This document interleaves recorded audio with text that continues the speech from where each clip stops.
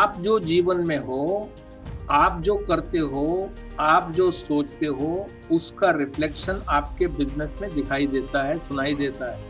इसलिए आप अपने बिजनेस को अगर बड़ा करने की सोच रहे हो, जो कि सब करने की सोचते हैं, तो आपको पहले बड़ा सोचना, करना, होना पड़ेगा। Majority of world is living in this and majority of Indians are living in this state. अविचार की और बेहोशी की स्थिति में है। 3 रास्तों से चलती है लाइफ। एक है मासेस की लाइफ और एक है कंपल्शन और एक है विजन।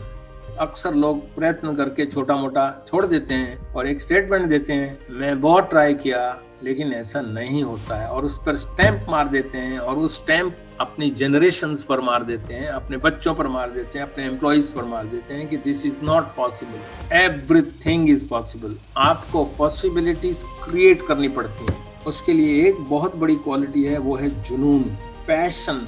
आप कोई एक्शन करते हो, कोई परिणाम लाते हो, आप सफल कहलाते हो, और आपका एक्शन आपके माइंडसेट और विचारों के द्वारा पहले प्रेरित होता है।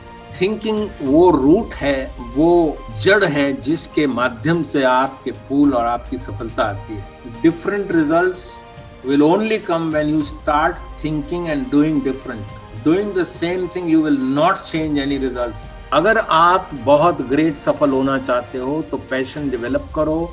पैशन के लिए अपने ऊपर विश्वास पैदा करो। अपने ऊपर विश्वास आपका ज्ञान से आएगा, अनुभव के ज्ञान से आएगा। उसके लिए आपको उत्सुकता रखनी होगी, सीखने की, नया करने की, सोचने की। प्रकृति की तरफ अगर देखेंगे और गौर करेंगे और अनुभव करेंगे तो प्रकृति में सिर्फ 2 फेजेस हैं, एक ग्रोथ का और एक डिक्लाइन का। प्रकृति में स्टेडी स्टेट कोई चीज नहीं है, हर चीज स्टेट ऑफ मोशन में है, और मोशन का मतलब ही बदलाव है। और अगर बदलाव ही लाइफ है और अगर इसके 2 ही आयाम हैं, ग्रोथ या डिक्लाइन, तो आपको सोचना पड़ेगा कि आप बिजनेस में कौन से आयाम पर चढ़ना चाहते हो।